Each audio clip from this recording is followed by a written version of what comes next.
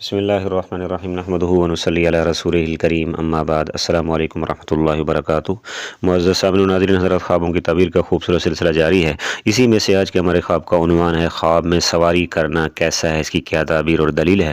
اور میں اس کی مختلف متعدد صورتیں ہیں یہ جاننے سے پہلے اگر آپ میرے یوٹیوب چینل پر نئے ہیں تو سب سے پہلے میرے یوٹیوب چینل کو سبسکرائب کر لیں اور بیل آئیکن کو ضرور دبائیں تاکہ ہر آنے والی میری نئی ویڈیو آپ تک بر وقت پہنچتی رہے۔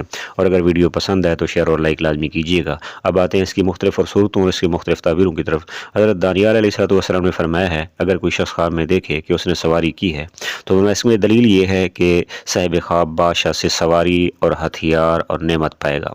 اور اگر کوئی شخص خواب میں دیکھے کہ سواروں کے ساتھ پھرتا ہے اور سوار اس کے تابع دار ہیں تو فرمایا اس کی دلیل یہ ہے کہ صاحب خواب ایک جماعت پر حکومت کرے گا، سرداری کرے گا۔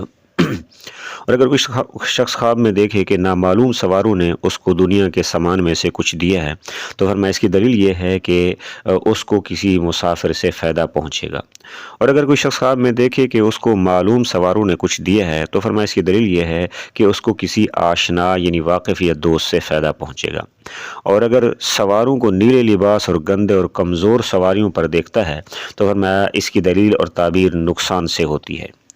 اگر کسی شخص نے خواب میں دیکھا کہ وہ چوپائے پر سوار ہو رہا ہے تو فرمایا اس کی اور وہ خواہشات پر غالب آئے گا۔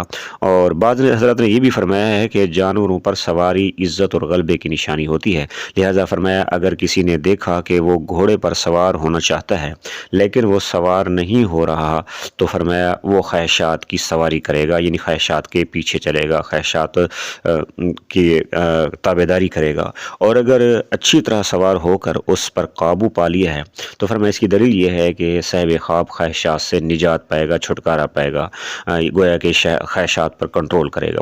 اور اگر کوئی شخص خواب میں دیکھے کہ وہ مسلح ہو کر سوار ہوا ہے اور اس کے خدام اور نوکر وغیرہ ہیں اور وہ گھر میں ہے تو فرمایا یہ صاحب خواب کی عزت اور مرتبہ پانے کی دلیل ہے۔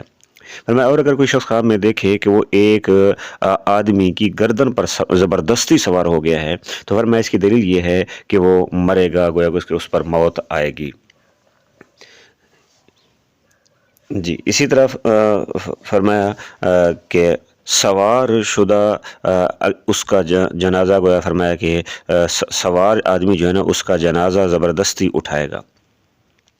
اور اگر وہ اس کی رضامندی سے اس کی گردن پر، یعنی آدمی کی گردن پر سوار ہوا ہے تو فرمایا پھر یہ مرکوب راکب کی مشقت اور تکلیف برداشت کرے گا۔ دعا ہے کہ اللہ رب العزت ہمارے خوابوں کو ہمارے لیے باعث رحمت بنائے، ہمارے لیے خوشی کا ذریعہ بنائے، اور اللہ تبارک و تعالیٰ آپ لوگوں کا حامی اور ناصر ہو۔ السلام علیکم ورحمۃ اللہ وبرکاتہ۔